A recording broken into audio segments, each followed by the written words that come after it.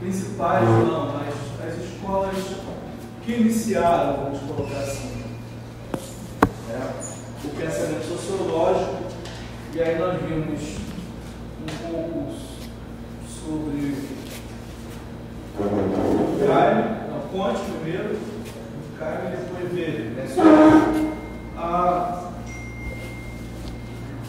Rapidamente sobre o que nós vamos chamar de pais fundadores da sociologia, ou os cânones. Né? No direito também temos cânones. O que são os cânones? São aqueles pensadores que estruturaram a ciência, aquela ciência, né? Então, na sociologia, Kant foi quem primeiro pensou a sociologia como uma ciência, mas não como uma ciência autônoma, é considerado positivista, pensava que se poderia utilizar os mesmos métodos da física e da matemática para se estudar a sociedade. Então, ele já pensava na possibilidade de se estudar a sociedade, mas ele entendia que a sociologia não poderia ter métodos próprios, mas sim utilizar os mesmos métodos. Tem um celular aí apitando. É a sua aluna que não veio, mas está aqui perturbando. Os mesmos métodos da física e da matemática para se estudar a sociedade. Então ele é considerado um positivista, só que ele estava preocupado ali com a ordem. Aí nós falamos sobre isso semana passada, né? O que é ordem? Quem estabelece o que é a ordem? Durkheim também é considerado positivista, mas já pensando a sociologia como uma ciência autônoma, com métodos próprios. Mas ele também dizia que deveria se estabelecer métodos específicos para se estudar a sociedade. Durkheim é considerado o grande idealizador, né, dos métodos científicos para estudar N situações, não apenas a sociedade. Escreveu grandes obras, uma delas O Suicídio, né? Não chega a ser um livro específico, mas é um texto dentro de uma outra obra muito importante. Durkheim vai, como nós vimos, para ele a sociedade, o que move a sociedade é o fato social, e ele entende como fato social a pressão social, né? A pressão coletiva que incidiria sobre o indivíduo, e o indivíduo então ao agir está agindo a partir dessa pressão coletiva. E nós vimos exemplo do efeito boiada e etc. Né? Depois vem Max Weber questionando exatamente os positivistas, questionando não só Weber, mas outros também, mas questionando essa ideia de se estudar a sociedade a partir de métodos, né, específicos, métodos rígidos, porque por essa concepção que vai ter como pai o principal pensador Max Weber, por essa concepção de Max Weber e outros, a sociedade é dinâmica, a sociedade é frutífera, a sociedade não pode ser observada como você observa nas ciências naturais. Você pega lá um pedaço da natureza, ou pega um bichinho, coloca lá no laboratório, no recipiente, e fica observando, né? Não tem como fazer isso na sociedade. A sociedade não pode ser observada dessa forma, e por essa concepção que vão chamar de sociologia compreensiva, é preciso compreender as razões, né? Estudar as razões do indivíduo e compreender, né, por que o indivíduo age daquela forma, por que as pessoas tomam determinadas atitudes, ou seja, Para Weber, o indivíduo precisa ser considerado na sua individualidade, na sua singularidade. Então veja, é bem diferente de Durkheim. Durkheim pensa como unidade de análise a interação entre os indivíduos. O fato social se dá dessa interação. Weber vai entender que não, que a unidade de análise é o próprio indivíduo e as atitudes que ele toma. Por que ele toma essas atitudes? Então ele não estaria sob uma pressão social para tomar determinadas atitudes. Teve um colega que fez a pergunta, né, ali sobre a questão do rapaz que jogou a garrafa, né? Ele já, para uma corrente, entenderia que por uma pressão social está inserido naquele meio onde ele estava, e fora dali ele não faria a mesma coisa. Pela outra análise, né, se ele fez é porque isso já faz parte da singularidade dele, e ele faria em outro ambiente também. São duas correntes de análise distintas. Então nós fomos até Max Weber rapidamente, depois a gente vai voltar a esses caras para falar sobre a obra ou as obras dele, mas só a introdução. O outro, considerado cânone, né, da sociologia, é Karl Marx. Então, aqui o entendimento, o pensamento já é totalmente diferente do que defendia Durkheim, do que defendia Weber sobre a análise da sociedade. O que mobiliza a sociedade? Quando a gente fala em análise da sociedade, é estudar o que mobiliza a sociedade, o que faz a sociedade mudar. Lembrando que esses caras estão olhando lá as mudanças que vão ou que vinham acontecendo já naquele tempo. Se nós voltarmos um pouquinho aqui, eles estão lá século XVIII, século XIX, começa no século XVIII.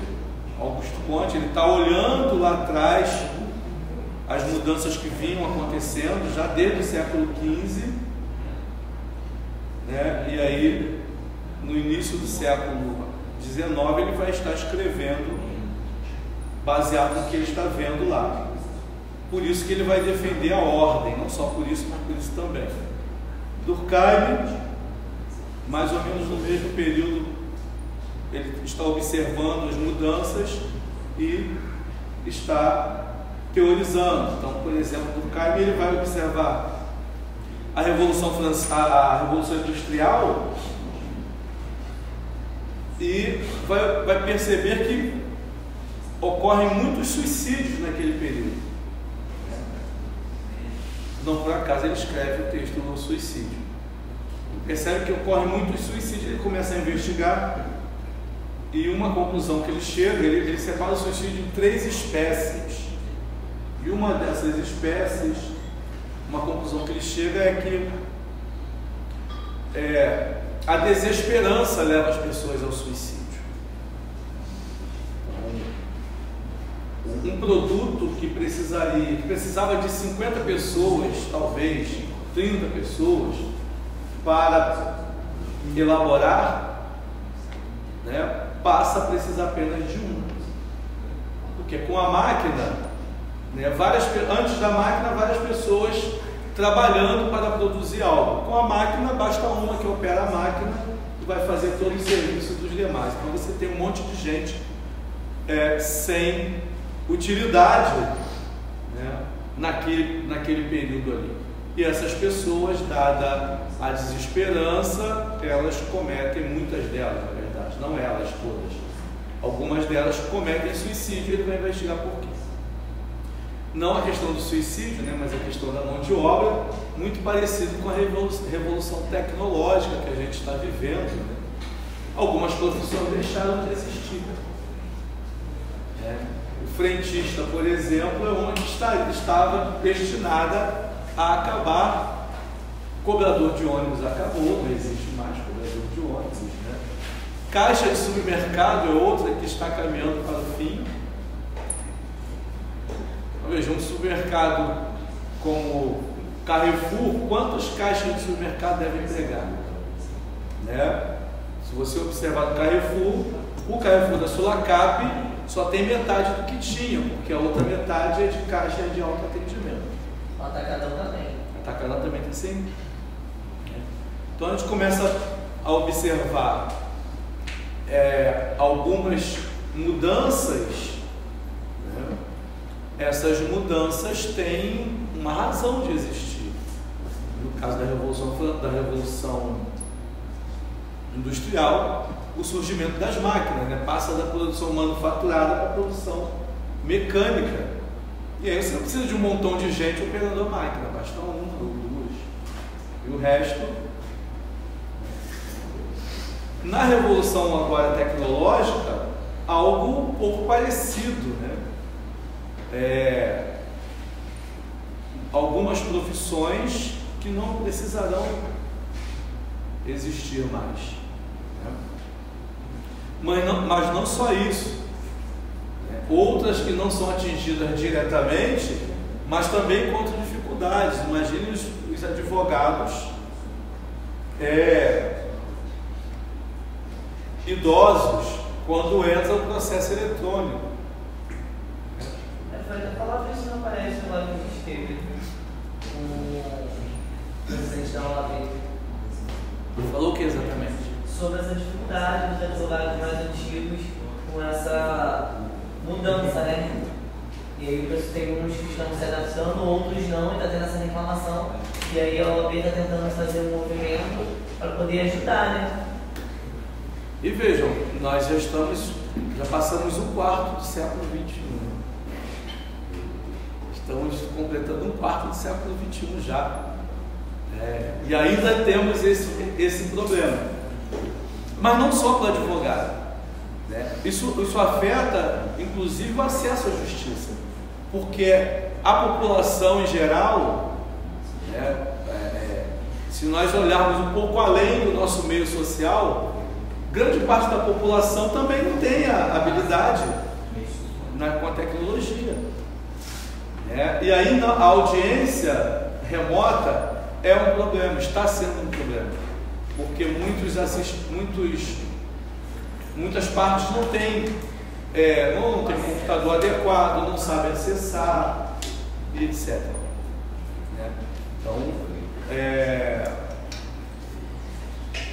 isso é um problema social no nosso sistema, inclusive afetando aí o acesso à justiça.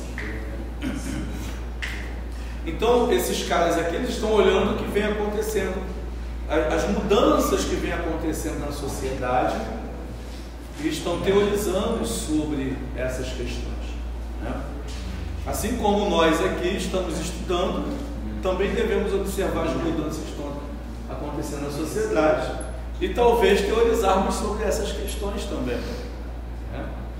Então, quando você vai buscar um mestrado, mas principalmente um doutorado,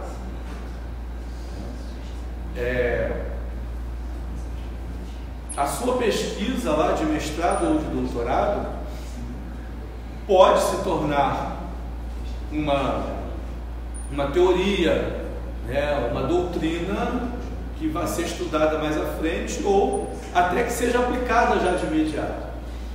Tem um autor, esqueci o nome do cara, e você encontra o nome dele aqui.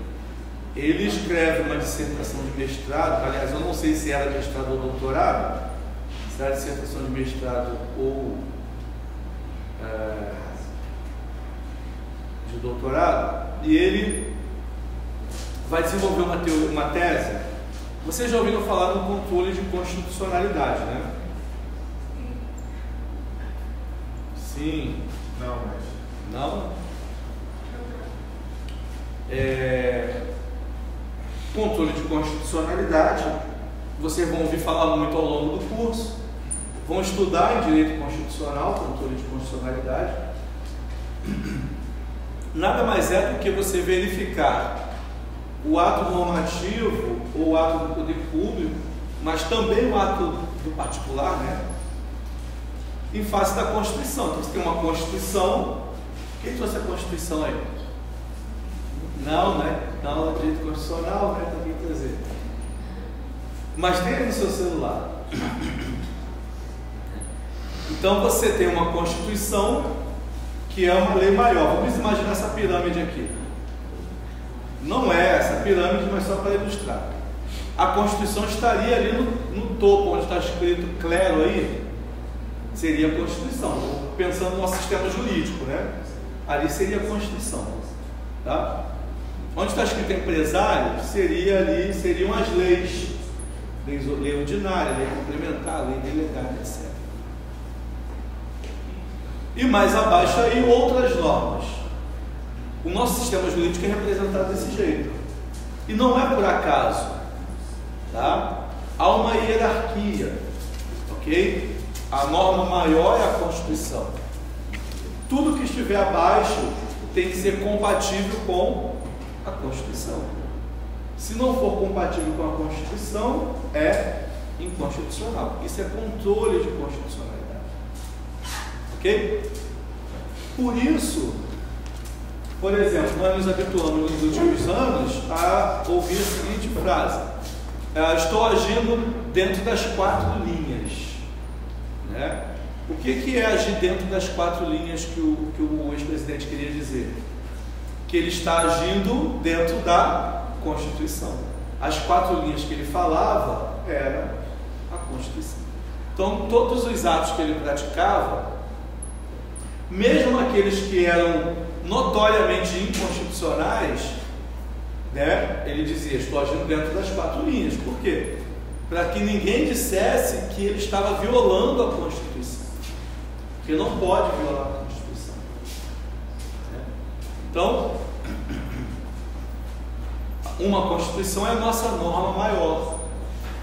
Tá? Quando lá nos Estados Unidos, às vezes a gente vê nos filmes as pessoas armadas em casa, né? Há regiões que as pessoas andam armadas na rua. Por quê? Porque a Constituição deles permite isso. Então a Constituição é a norma maior. Tá? E tudo que vier abaixo aí tem que ser compatível com a Constituição. Então, no nosso sistema existe o controle de constitucionalidade. Ok? Ora, esse cara que eu estava falando, que eu não me lembro o nome dele, ele, na pesquisa dele, ele vai defender que os atos do poder público, as normas, etc., tem que ser compatíveis com a Constituição, ok. Mas não só com a Constituição. Se os atos envolverem direitos humanos, tem que ser compatíveis também com as convenções internacionais sobre direitos humanos, dos quais o Brasil faça parte. E aí ele desenvolve o termo controle de convencionalidade. Que talvez vocês estudem lá no direito internacional, se estudarem comigo. Os professores eu não sei. O controle de convencionalidade, ele vai defender qualquer ato do poder público que diga respeito a direitos humanos tem que ser compatível com as convenções internacionais de direitos humanos, porque não tem sentido o Brasil fazer parte de um tratado de direitos humanos e não respeitar os direitos humanos. Então, se for uma lei, se for um ato administrativo, um ato de algum agente público, deve ser compatível com os tratados sobre direitos humanos. Ele defende isso na pesquisa dele. E aí ele pega essa dissertação ou tese dele, transforma em um livro, publica um livro, e essa teoria dele é adotada depois pelo Supremo Tribunal Federal. E o Brasil, então, os atos, as leis, o agir do agente público deve observar não só a Constituição, mas também os tratados de direitos humanos dos quais ele faça parte. A partir de uma pesquisa, do estudo que esse rapaz faz. E aí, a partir daí, ele é alçado a um dos bambambãs do direito internacional hoje. Então vejam, olhando o momento atual, Ele está estudando o momento atual, as coisas que aconteceram da ditadura militar para cá, não só no Brasil, mas em outros países do continente, e vai desenvolver a pesquisa dele a partir daí. Então vejam. No caso, esse tratado, tipo, do Brasil, por exemplo, dos Estados Unidos, seria um exemplo, tipo, um brasileiro que comete um crime lá e o Brasil exige que ele seja Extraditado? Seria esse um exemplo de tratado, tipo, o Brasil com eles? Os países. Para ser, tipo, compatível, digamos. Teve um caso agora. Humanos, que o Brasil não admite, tipo, digamos, tortura ou prisão perpétua, morte, enfim. E os Estados Unidos, sim, caso de crime. Aí seria isso um exemplo de tratado? Boa pergunta. O que é um tratado? Eu estou falando aqui de tratado, mas não falei o que é um tratado. Um tratado é um acordo entre dois países ou mais países. Então você tem Mercosul, por exemplo. O Mercosul é um tratado entre os países do continente sobre o mercado comum entre esses países. Então eles firmam um tratado. Um tratado vira lei entre os países. Então os países têm que respeitar o tratado. Tá?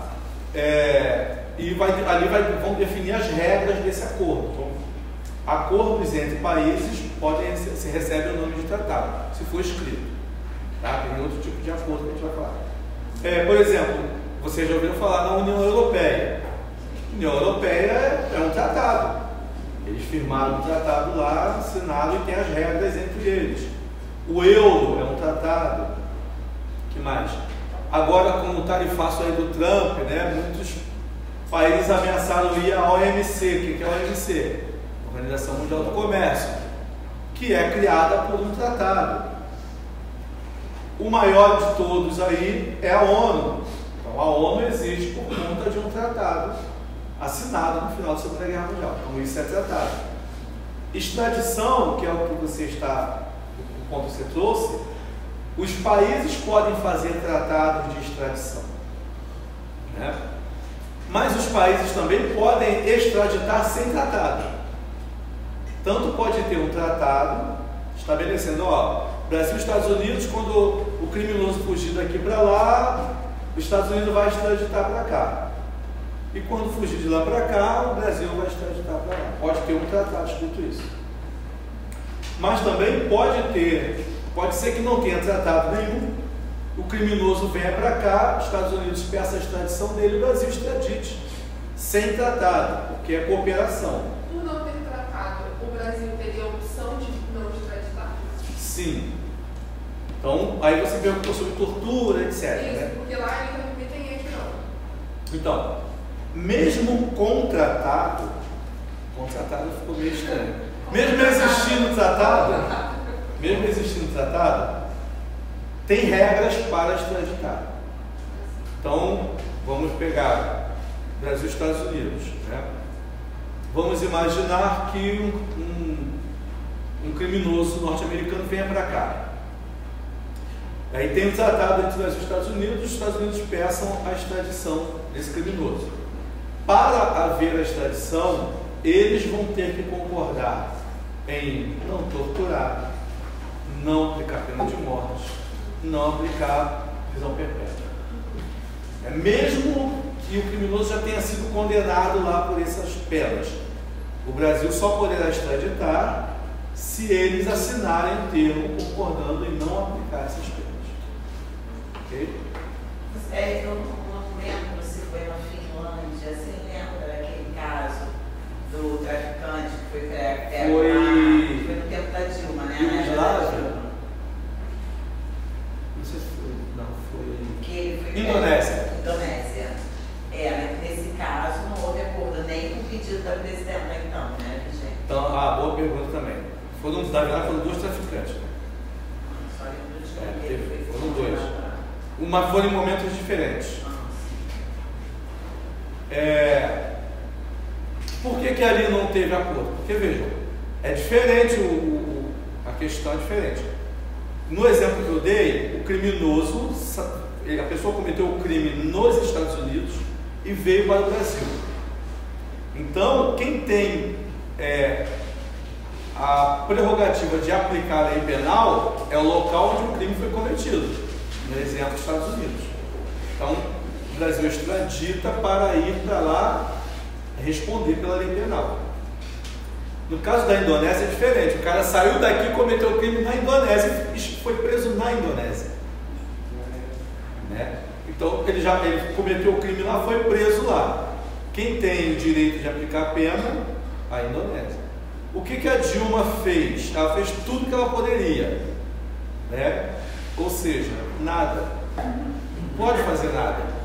Ela fez uma carta pedindo clemência só, porque nenhum país tem o direito de intervir, porque aquele país lá que tem o direito de aplicar a pena. A mesma coisa, vem uma pessoa, um estrangeiro para cá, comete um crime aqui, né? Responde aqui, a menos que o Brasil não queira aplicar a lei penal, mas tem que responder aqui. Então a prerrogativa de aplicar a lei penal é o local onde ocorreu o crime, regra geral. Entendeu? Aquele pessoal que veio do Uruguai, do jogo do Flamengo ano passado, que quebraram tudo e tal, tudo flamenguista. Eles responderam aqui? Deveriam responder aqui. Mas veja, o país, assim como ele tem o direito de aplicar a lei penal, ele também tem o direito de escolher deportar o cara mesmo sem aplicar a lei penal. Pode fazer isso. E aí no caso nem é deportar, é expulsar. Expulsa, eles não podem mais entrar no país. Brasil sendo Brasil. Defende se livrar. Entendeu? O caso do Robinho, já que ninguém perguntou, né? O Robinho cometeu o crime na Itália. Foi Itália? Foi Espanha? Itália, né? Cometeu o crime na Itália. Foi preso na Itália, né? E foi julgado na Itália. Então estava cumprindo a pena lá. Ok? Então, prerrogativa da Itália. Mas ele veio para o Brasil, né? Está no Brasil ali? Ah não, o Robinho fugiu, não foi? Ele fugiu. São Pedro. Aí veio do Flamengo com um negócio de apostas, os caras ganham dinheiro, mas a índole não muda. E a diferença é eles pagam e tratam. Tá, eu vou só concluir aqui do Daniel Alves e respondo. O Daniel Alves cometeu o crime lá, foi preso lá, respondeu lá, né? Estava cumprindo a pena lá. Então, o mesmo caso da Indonésia, é igualzinho o caso da Indonésia. O Brasil não pode intervir nessa questão. O que o Brasil pode fazer? Tentar um acordo para ele cumprir a pena aqui. É na Indonésia ou na Tailândia que os caras desse lado? Indonésia. Pode tentar um acordo para o Robinho vir cumprir a pena aqui. Isso pode. Já veio o Robinho não, o Daniel Alves. Já foi até absolvido. Ótimo. Então, mas vejam, isso só é possível se não for pena de morte, né? Executada, porque depois que executa já era. Executou a pena de morte. Oi? O Robinho, não me lembro o caso, foi acordo? As terras idôneas que tem no Brasil livrá-lo aqui em nossas terras e ser condenado em nossas terras. Ah, tá. Houve um acordo. Ele perguntou o que é a diferença de pacto para tratado, né? Pacto e tratado. Tem o pacto de São José da Costa Rica. Tem vários nomes: Pacto São José da Costa Rica, Protocolo de Quioto, Convenção Interamericana de Direitos Humanos. Mas na verdade é uma coisa só. Tudo isso é tratado. Eles mudam o nome assim, né? Esses países que têm a pena de morte, eles não fazem parte desses tratados de direitos humanos, Fazem. Porque qual é a regra da pena de morte? E aí, se o seu candidato aí está prometendo que vai implementar a pena de morte, tem candidato a vereador prometendo isso, né? Ou é mentira, ou ele é desinformado. De uma forma ou de outra não merece. De uma forma ou de outra não merece. De uma forma ou de outro não merece o voto, né? Os tratados de direitos humanos que tratam dessa questão dizem o seguinte: quem tinha já a pena de morte estabelecida na sua lei no momento da assinatura do tratado pode manter. Quem não tinha, não pode restabelecer. Quem tinha tido não pode restabelecer, e quem não tinha naquele momento não pode implementar. É quando a lei não retroage, né? Não por isso, que não pode nem ter a lei, porque se a gente pensar que a lei não retroage, pode ter a lei, só não vai alcançar fatos pretéritos, né? Na verdade, nem pode ter a lei, nem emenda constitucional implementando pena de morte. Mas no Brasil não tem, acho que é um caso específico, não é? Caso de guerra, mas aí acho que é caso de exceção. Exceção das exceções, né? Como punição para crimes em geral, não. Ok? Então veja, mas isso está lá também na Constituição, né? A Constituição estabelece lá, é garantido o direito à vida, não haverá pena de morte, exceto em caso de guerra declarada, etc. Está na Constituição. Então, vindo para a pirâmide, a Constituição é a lei maior. Quem está bem está propondo um plebiscito, né? Colocar um plebiscito, só que é uma constituinte para tentar colocar penas de morte que são perpétuas na Constituição nova. Só que ele está propondo também. Quem está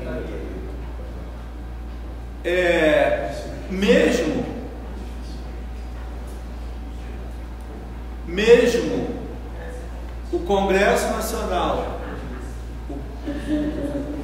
os poderes maiores, né? O Congresso Nacional, o Presidente da República e o Supremo Tribunal Federal estão submetidos à Constituição, né? Nenhum deles está acima da Constituição. E aí, se você olhar lá o artigo 60, parágrafo 4º da Constituição, quem tiver curiosidade aí de olhar, artigo 60, parágrafo 4º, diz assim: não será objeto de deliberação proposta de emenda tendente a abolir. Aí vem lá, forma federativa de Estado, voto direto, secreto, universal e periódico. Continua, por gentileza. A separação dos poderes, dos direitos e das atividades individuais. Então, vejam, quando o Constituinte disse isso, vamos pegar só os direitos e garantias individuais, que aí nesse ponto entra, por exemplo, a pena de morte, prisão perpétua, entre outros. Vejam, diz assim: não será objeto de deliberação. Ou seja, o que é deliberar? É discutir. Ele não está nem dizendo assim, a lei vai ser inconstitucional, está dizendo que não vai ser objeto nem de discussão. Uma PEC que tenha a intenção de abolir algum direito e garantia individual. Não pode nem discutir. Mas não é nem PEC que eles estão querendo votar. Ele está propondo um plebiscito, se a população apoia uma nova Constituinte. Mesmo assim. Mas é uma nova Constituição. Uma nova Constituição, vocês vão estudar lá as Constituições, ou devem estar estudando, não sei. Nós tivemos 7 Constituições, né? As Constituições, quando você muda uma Constituição, representa uma mudança, uma ruptura, né? Há uma ruptura entre a Constituição e a sociedade, né? Então, a gente pode observar, veio uma ruptura entre a norma, as ordenações manuelinas e aquela sociedade, né? Você deixa de ser colônia e vira império. Muda a sociedade, aí vem uma Constituição imperiana. Muda a sociedade para a república, a Constituição imperiana não serve mais, vem a Constituição republicana. Então, perceba que, e depois como república nós vamos ter momentos de restrições de direitos e momentos de abertura de direitos, né? Então, quando você tem uma ditadura, você muda a Constituição, porque uma Constituição democrática não serve para uma ditadura. Você tem um Estado democrático, você muda a Constituição, porque a Constituição da ditadura não serve para a democracia. Só acontece quando tem alguma coisa muito... Exatamente, né? Então, essa Constituição, nem ela permite esse plebiscito. ou você tem uma ruptura e muda a Constituição, ou ou a pessoa aprende a usar a Constituição. Porque nem essa Constituição não permite esse plebiscito. Ô professor, aí cá, os Estados Unidos, ele em certos estados, vamos dizer assim, permite a pena de morte, mas não fere os direitos humanos? Então, vamos pegar um outro exemplo. Vocês sabiam que existem tratados sobre direitos humanos islâmicos? Tratados sobre direitos humanos islâmicos. Aí parece, eu vi gente arregalando o olho aí, né? Um absurdo. Mas existem. Então vejam, a sociedade internacional admite que os estados são soberanos. Então eles vão tratar a questão interna, né, de acordo com a sua soberania. E lógico, nos tempos atuais, a soberania não é absoluta mais, né? A soberania é relativizada também pelos tratados de direitos humanos. Os tratados comerciais, por exemplo, relativizam a soberania. Os tratados voltados à saúde, a gente viu isso na pandemia, né? Seguindo diretrizes da Organização Mundial da Saúde. Então a soberania é um pouco mitigada, tá? Mas continua sendo soberania. Então, em algumas questões, os estados têm a soberania para decidir como eles vão agir. E no que tange, por exemplo, a segurança interna, né, tem estado que entende que deva ter pena de morte, tem estado que entende que não. Então a sociedade internacional entende que isso não fere direitos humanos. Mas para aplicar a pena de morte, ela deve respeitar o devido processo legal também. Então, por exemplo, na Indonésia, os caras foram fuzilados, mas respeitou o devido processo legal? Eles cometeram crime, o crime foi apurado, eles foram julgados, tiveram uma defesa contraditória e foram condenados. Então, se respeitou o devido processo legal. Eles foram burros, primeiro em traficar, segundo em traficar para ter pena de morte. E, por exemplo, amanhã no Brasil aconteceu, sei lá, uma coisa muito grande aí, a Constituição e tal, pena de morte. As pessoas que já estão condenadas, pelo crime que agora vai ter como a pena de morte, essas pessoas que já foram condenadas vão morrer agora? Ou só a parte da lei, que aí as pessoas que cometeram o crime vai ser condenadas? Tem duas correntes aí. Mas antes de falar das duas correntes, no seu exemplo, o Estado que se estabelece é um Estado democrático ou um Estado ditatorial? Democrático, não, mas é democrático. Estados Unidos, assim. Aí tem duas correntes. Uma corrente vai dizer o seguinte: o novo constituinte, ele pode tudo. Se vai ter uma nova Constituição, pode tudo. Inclusive, estabelecer, por exemplo, eu estou implementando uma pena de morte e vou aplicar sobre os crimes já cometidos, já que pode tudo, né?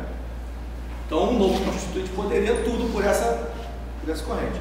E aí eu digo o seguinte: já que pode tudo, então pode também, por exemplo, acabar com a igualdade entre as pessoas, acabar com o princípio da dignidade da pessoa humana, né? Pode tudo, né?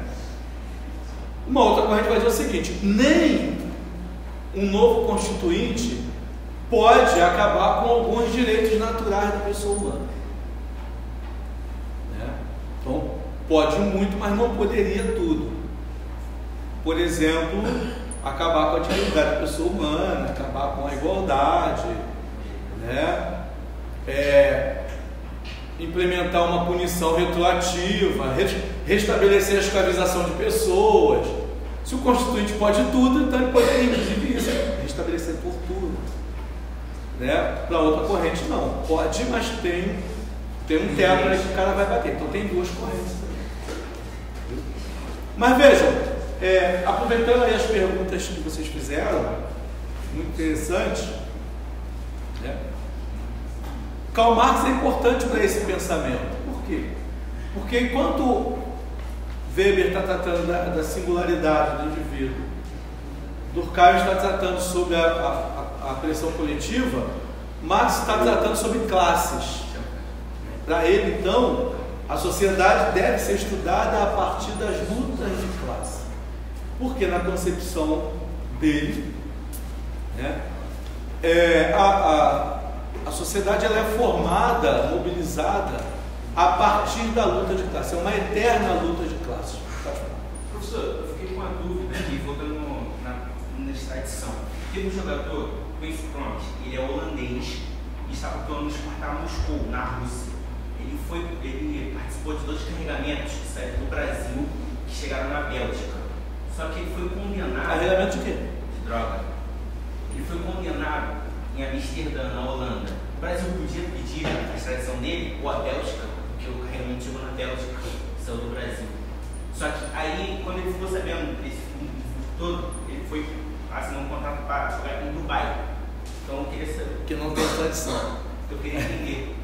Então vamos lá. Qual é a nacionalidade dele? Holandês. E foi condenado em Amsterdã, na Holanda. Na Holanda. Então, ele sai com o carregamento daqui, certo. O crime já aconteceu aqui, né? E vai para Bélgica. Para a Bélgica. Então, crime ocorrido lá também. E foi condenado na Holanda. Na Holanda, certo. Então, no direito internacional, a gente vai encontrar a teoria do crime, né? Cada país, ele vai legislar sobre crime de acordo com a sua soberania. O Brasil, a gente tinha três teorias. Teoria que vai entender que o crime ocorreu onde começa a conduta, independentemente de onde se deu o resultado, né? Então, saiu daqui a droga, o crime ocorreu aqui, mesmo que o tráfico tenha terminado lá, ocorreu aqui. Uma outra teoria vai dizer que o crime ocorre onde se dá o resultado. Então, começou a matar a pessoa aqui, mas a pessoa morreu na Argentina. Então, o crime só teria ocorrido na Argentina. E tem uma outra teoria que vai dizer que é a teoria que a gente adota no Brasil, que basta que qualquer evento do crime tenha tocado no território brasileiro. Não importa onde começou e onde terminou. Tocou no território brasileiro, o Brasil é competente também para julgar. Ok? Essa é uma teoria. Mas no Brasil também tem, esse é o princípio da territorialidade. Tem o princípio da extraterritorialidade. No Brasil permite que o Brasil aplique a lei penal mesmo quando o crime não ocorra no Brasil. O cara está lá na Bélgica e cometeu um crime lá. O Brasil pode aplicar a lei penal? Pode. Está na nossa lei, artigo 7º do Código Penal. Mas tem lá os requisitos para isso. Entendeu? Talvez a Holanda também tenha essa regra. O nacional dele cometeu o crime em outro lugar, mas ele foi para a Holanda? Não, nem chegou. Talvez tenha essa regra lá, podendo punir. Ele poderia ser julgado no Brasil? Poderia, mas ele precisaria entrar no Brasil. Se ele volta para o Brasil poderia julgá-lo, porque o crime, como começou aqui, atrai a competência brasileira. Ok? E quando uma pessoa comete um crime em outro país e vem, por exemplo, para o Brasil fugir, e ela chega aqui no Brasil, ela responde aonde? Aqui? Se ela cometeu o crime em outro país, veio para cá, como regra, ela vai responder em outro país.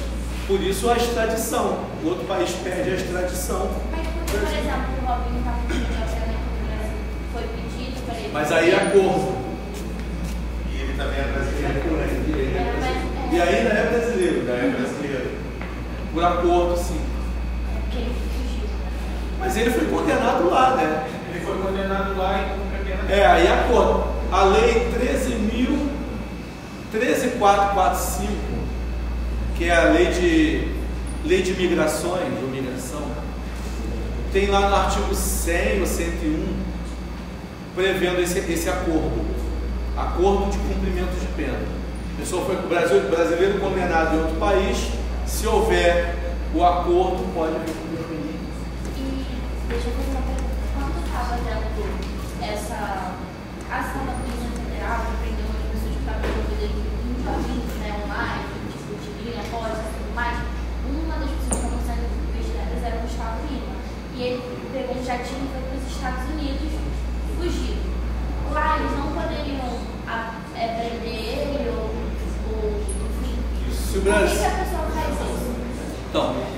Isso aconteceu agora, o Supremo negou a extradição para um espanhol, que um espanhol cometeu um crime lá, veio para cá no Brasil, esqueci o nome do cara, foi essa semana. E aí a Espanha pediu a extradição desse cara. A extradição é um processo. A Corte Constitucional de lá pediu a extradição da nossa corte aqui.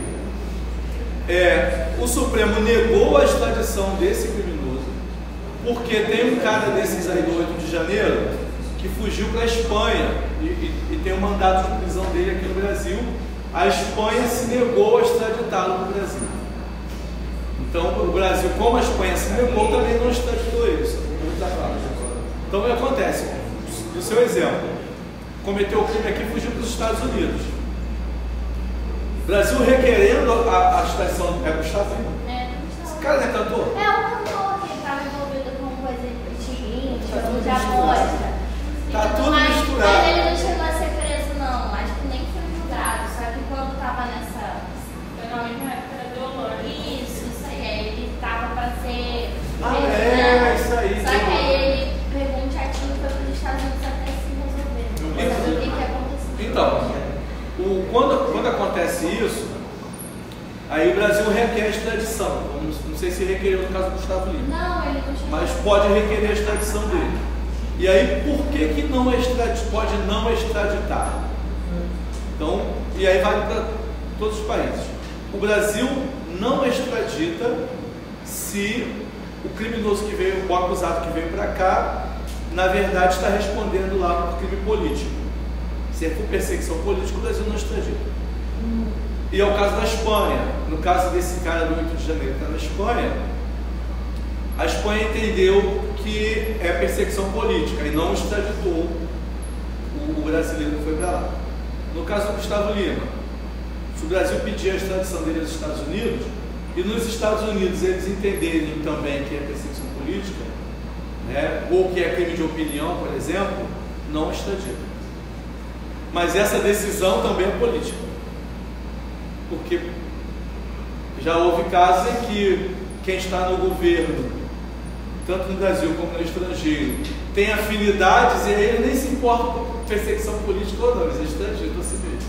Mas como regra, se aquele que é requerido, né, entende que na verdade se trata de uma perseguição política, ele não extradita por entender que para crimes políticos não haverá extradição. Ok? Professor, quando um país faz parte do tratado, desmanda e tal, faz questão do plano mundial, aí quando esse país está ferindo, está cumprindo, o que cabe essas organizações mundiais fazer? Olha, deveria ter gravado a aula hoje, filmado.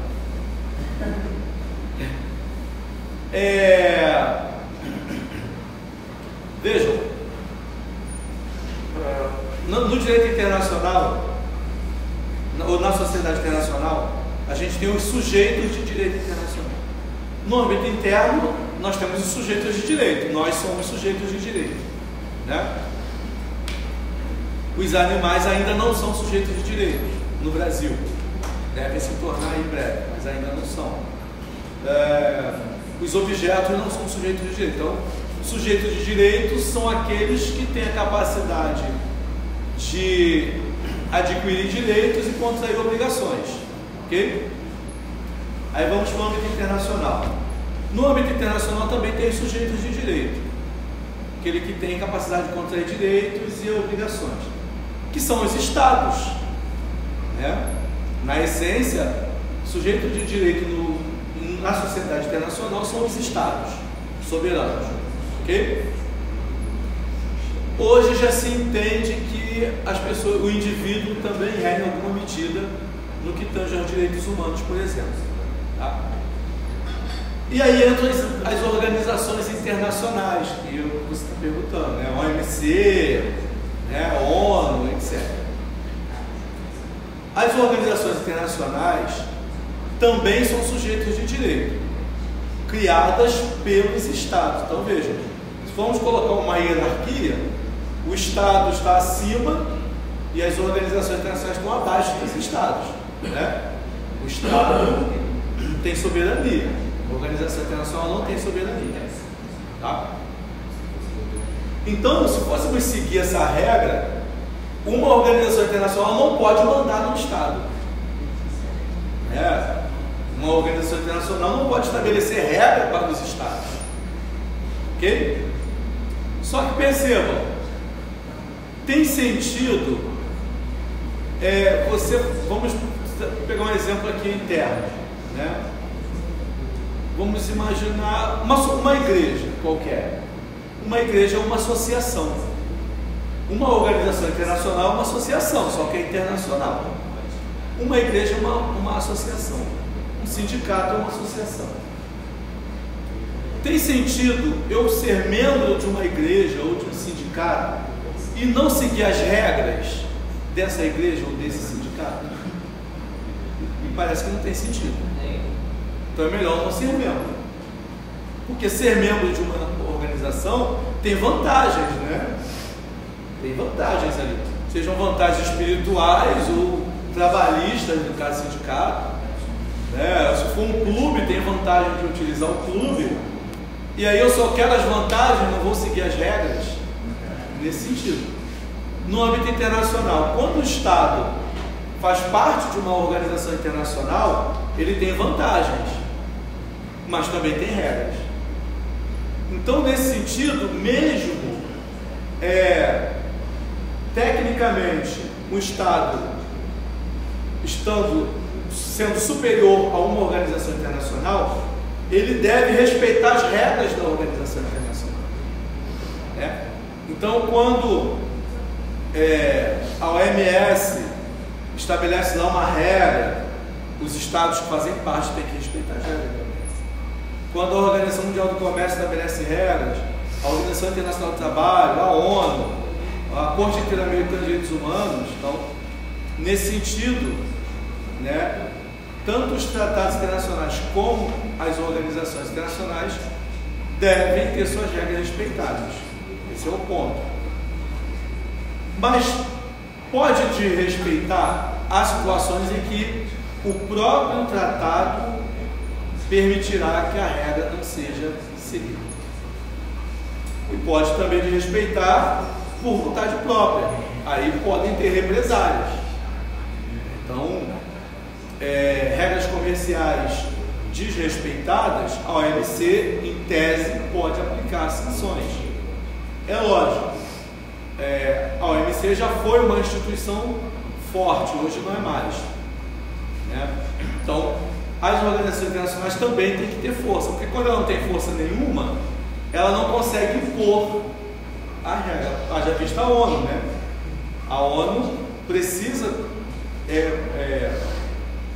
me parece que ela precisa mudar o estatuto, porque a ONU perdeu força diante de uma série de eventos que vieram acontecendo nos últimos anos. Assim como a guerra na Rússia. Guerra na Rússia, a morte dos palestinos, né? Guerra na África. A primeira dama do Peru veio para o Brasil agora, você aplica nisso que você está dando preferência, que a gente está tratado? No caso dela, não é uma condenação lá, Peru, de Pinheiros, a casa do filho mais velho, tem só comum. Né? E o Brasil está usando esse termo de parceria. Pode ter tratado ou não, porque o caso ali é de asilo diplomático. Eles salvo-conduto? O que seria salvo-conduto? Salvo-conduto é o seguinte, então, são duas coisas. Asilo diplomático, ela vem da embaixada brasileira, ela foi para a embaixada brasileira lá, né?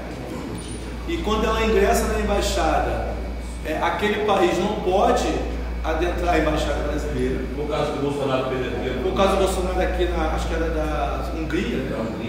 Hungria. Foi o caso do Julian Assange na embaixada do Equador, dentro da Inglaterra, né? E muitos outros casos. Então,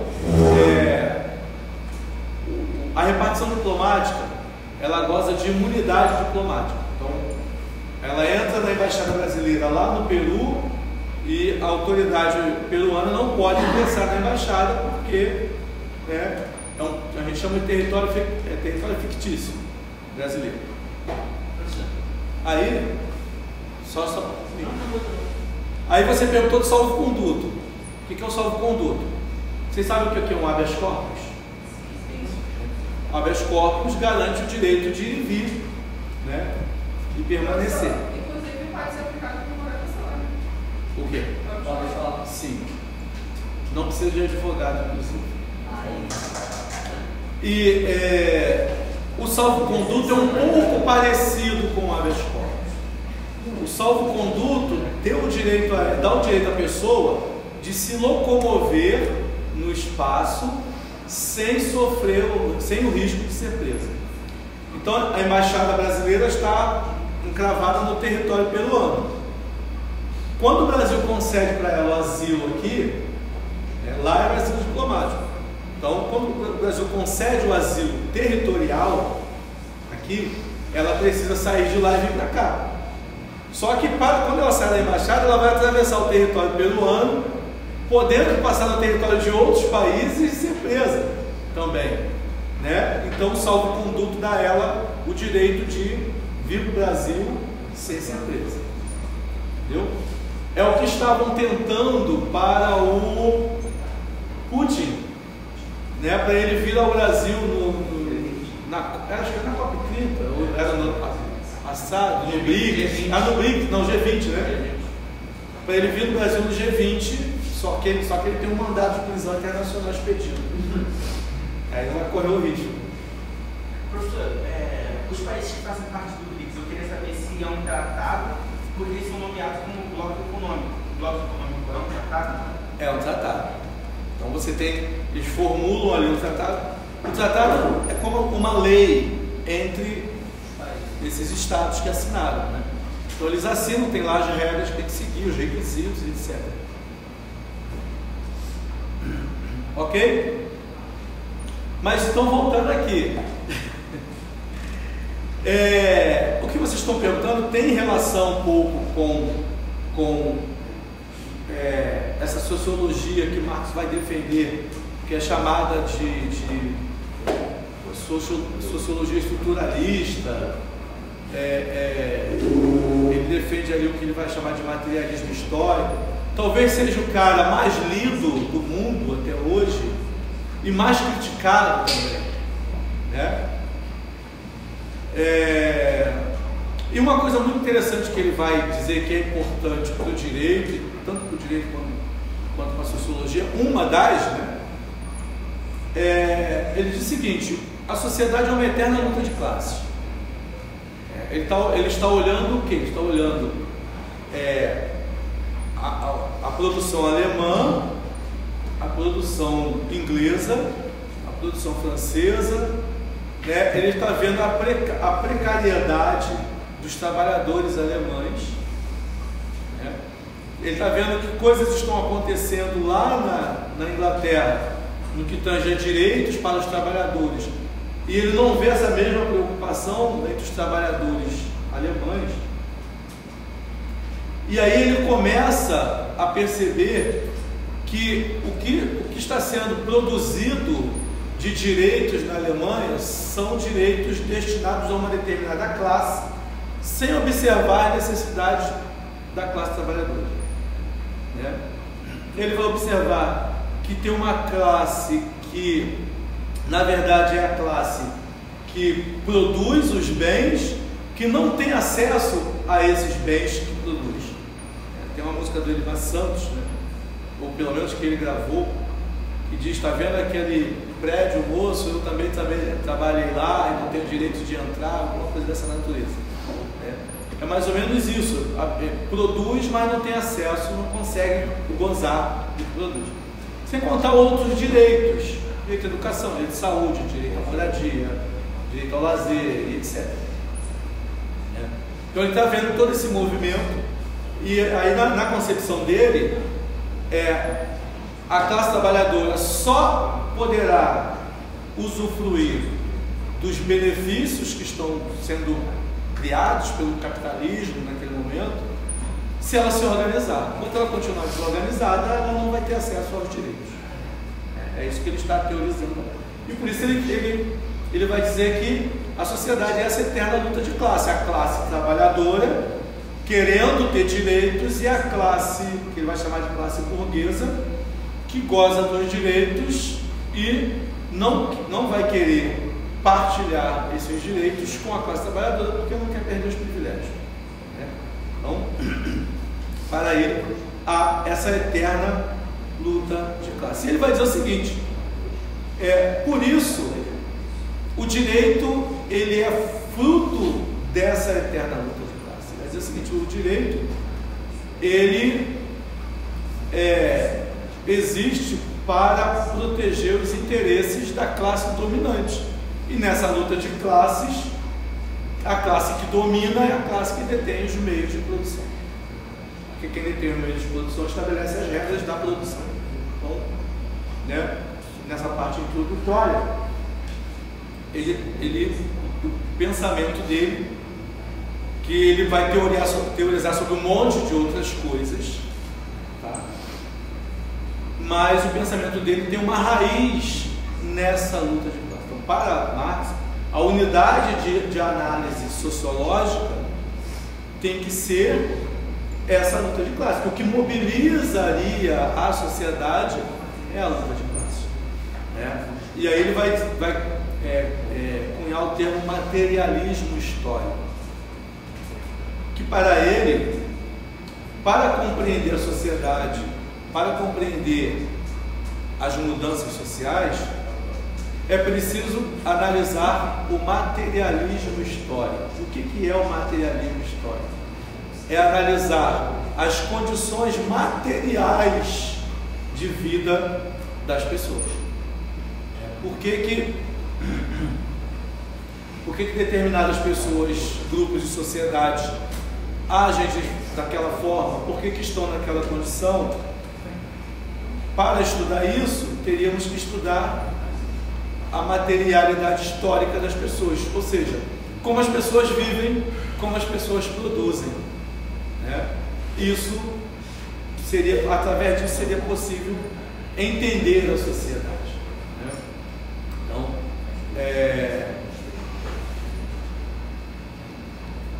analisando como as pessoas trabalham, poderia-se chegar, por exemplo, a uma conclusão ou mais conclusões. Por que as pessoas não se mobilizam? Então, talvez um viés de análise possa ser que, como a remuneração é baixa, exige que se trabalhe cada vez mais. Como você tem que trabalhar cada vez mais, as jornadas de trabalho têm que ser longas. Trabalhar mais dias da semana. Marx é muito criticado, né? Se não mais criticado. Eu só não entendo por que, se o que ele diz é real. Ele disse muita coisa, né? Falou sobre um montão de coisas. E fez muitas previsões que não se concretizaram. Então, dentre essas previsões que ele fez, ele dizia que o capitalismo é autodestrutivo. Na verdade é mesmo, né? Mas ele, ao falar que o capitalismo é autodestrutivo, na concepção dele, a própria sociedade, né, iria se organizar, iria lutar pelos direitos, iria acabar com o capitalismo, porque ao assumir o controle, a classe trabalhadora seria dona da produção. Tem uma classe dona da produção e a classe só trabalha. Então, quando se invertesse, a classe trabalhadora seria dona da produção. E ao ser dona da produção, ninguém mais seria o dono de tudo. Haveria uma igualdade. Então. E aí, isso seria o comunismo que ele vai teorizar lá, que nenhum país implantou. Nenhum país implantou.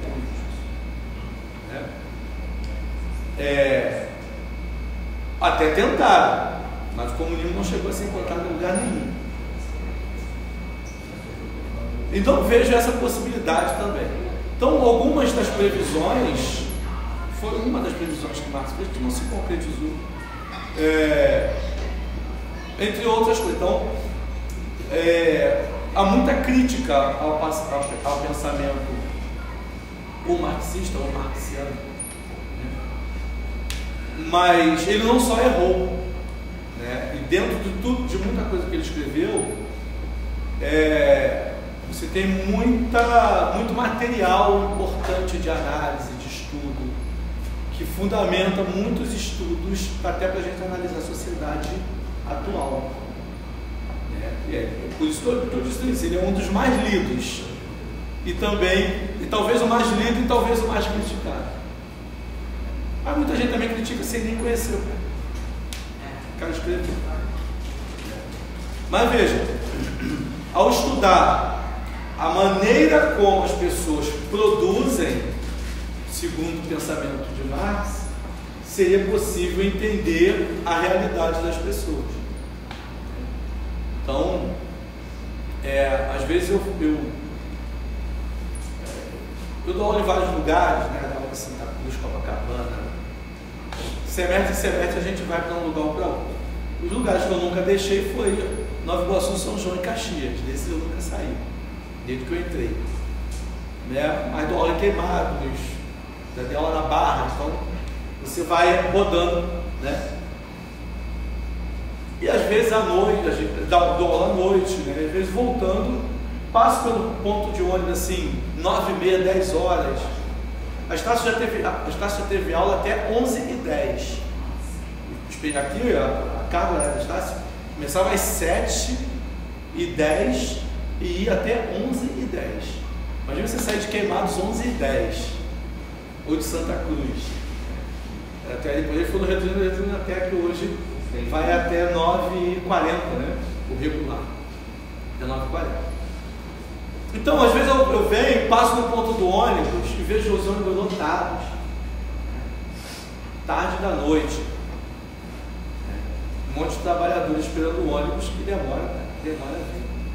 E aí, eu sempre penso isso.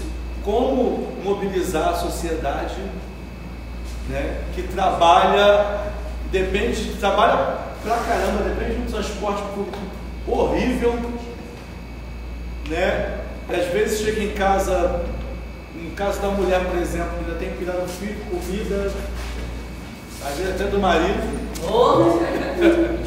Fala não, é pior que e ainda no dia seguinte já tem que madrugar, porque, né, vai como mobilizar essa sociedade, né? Tornar a sociedade consciente. Uma das formas é através da educação. Daí, quanto menos educação, quanto mais trabalho, menos mobilidade.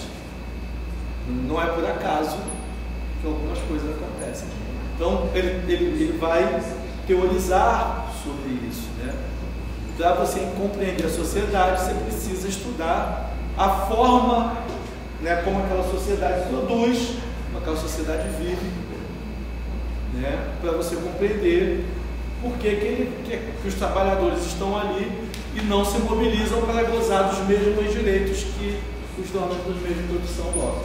Ontem nós estávamos discutindo sobre isso na aula, né? E em escolas públicas foram tiradas várias matérias, inclusive sociologia e filosofia, justamente por isso, para que as pessoas não pensem. Pensar é perigoso. Pensar é perigoso. Então, a questão passa pela educação.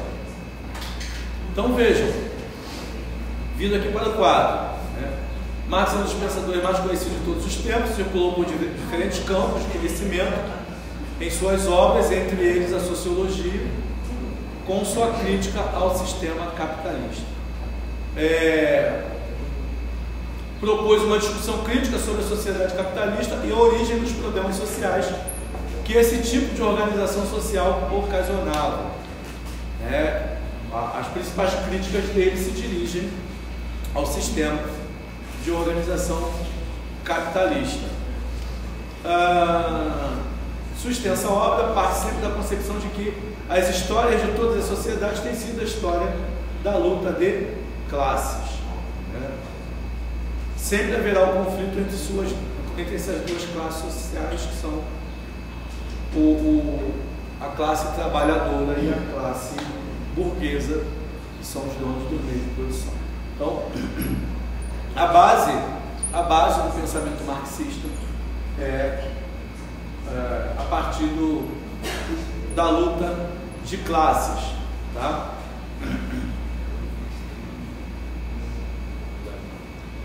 Então ele defendia que seus estudos, sua obra deveriam contribuir para ajudar a classe proletária a se organizar. Tá? Lembrando, ele está olhando ali a produção naquele momento. Tá? O que mais a gente pode destacar como introdução aqui? É a eterna medição de forças entre dominantes e dominados. Então, e o sistema serve para atender à classe dominante. Então, essa teoria, essa percepção de Marx aqui, ela é trazida para o direito, né? O sistema serve para atender à classe dominante. E aí você pensar na produção legislativa, né? Pode fazer uma análise da produção legislativa a partir também dessa perspectiva, se a nossa produção legislativa serve ou não para atender à classe dominante. E o que é a classe dominante? Lá para Marx eram os donos do meio de produção e o que ele chamou de burguesia. E hoje? Para vocês, depois a gente vai voltar a isso, mas para vocês pensarem. Outros ainda lá do início das escolas sociológicas, né? Tem a escola americana de sociologia, que aí já no século XX, tá? Início do século XX. Então alguns autores aí, destacando aí Anthony Giddens, que está aí no quadro, que vai falar sobre interações, Bourdieu, que é um cara um francês, mas que vai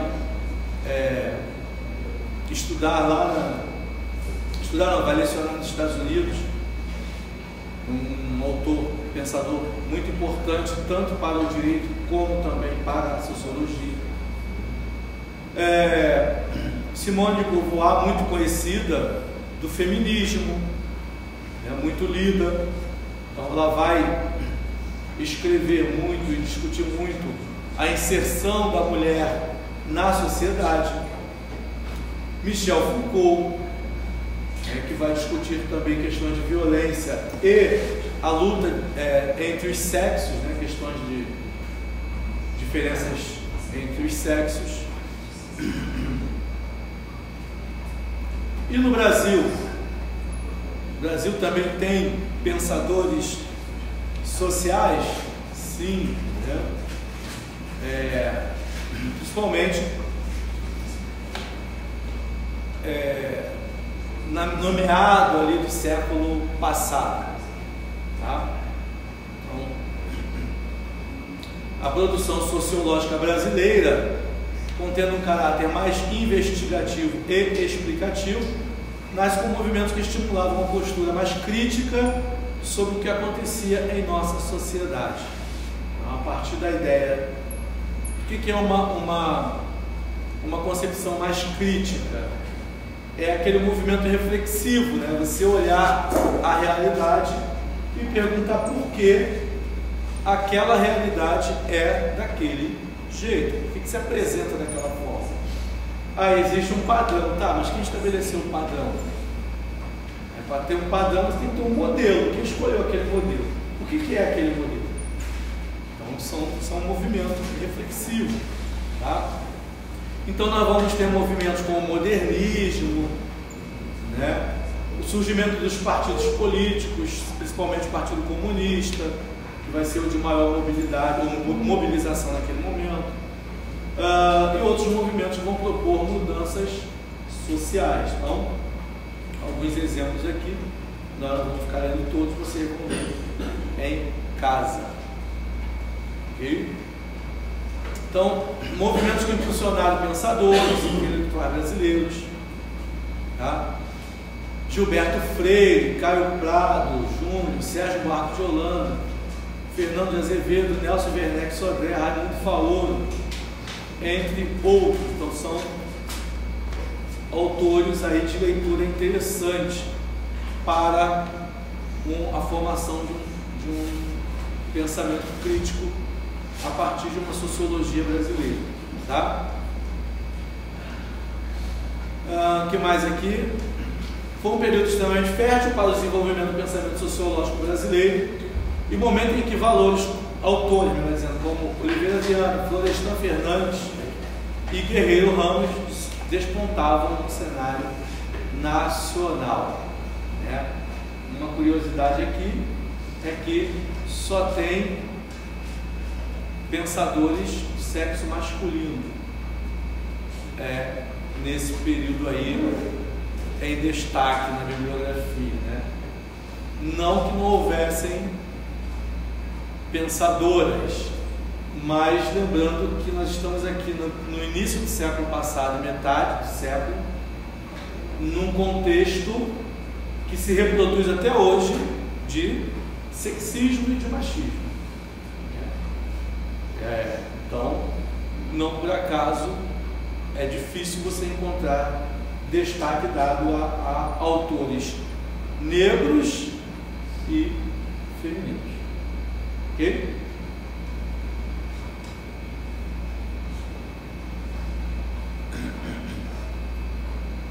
Então, alguns destaques aí, tá? A sociologia brasileira buscou se alimentar naqueles autores que nós vimos anteriormente, né? Então nós vamos ter vários segmentos na sociologia brasileira: corrente marxista, corrente durkheimiana, weberiana, a corrente também norte-americana, que a gente vai ver mais à frente, que é chamada Escola de Chicago, tá? Então, a sociologia brasileira vai se alimentar nessas fontes para formar uma estrutura, tá? E hoje a sociologia brasileira, assim como o próprio direito, tem buscado diversificar ou buscar outras fontes. Você encontra no direito e na sociologia uma busca por autores indianos, africanos, femininos, então, principalmente indianos, africanos e sul-americanos, né? A gente já encontra uma grande linha de pesquisadores brasileiros buscando não sair totalmente, mas não usar, ter como fonte exclusiva ou principal o eixo euro-estadunidense, né? Isso faz parte da teoria crítica do direito ou teoria crítica da sociologia. Então, eu estive num trabalho lá na UNB em 2019, né, no curso de Direito, e no pátio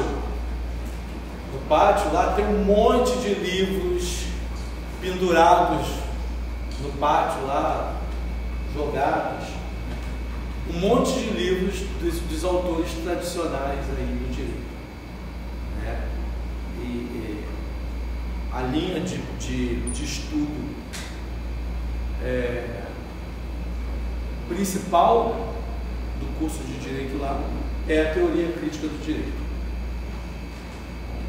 Eles estudam a teoria tradicional e estudam a teoria crítica do direito. Nós temos como tradição, o curso de Direito em geral no Brasil tem como tradição a teoria tradicional do direito, o eixo euro-estadunidense do direito. Mas existe também a teoria crítica. Então, tanto no direito como na sociologia, busca-se hoje essa diversidade, né, no estudo e na pesquisa. Isso a partir de uma diversidade cultural, cidadania, né, a luta por cidadania, a organização dos movimentos sociais e também a valorização do gênero feminino, né? Que valorização nem é o termo adequado, na minha opinião, mas é o termo que se utiliza, né? É o reconhecimento, na verdade. Então, porque não basta na Constituição estar escrito que todos são iguais perante a lei, tem que ter na prática. Então,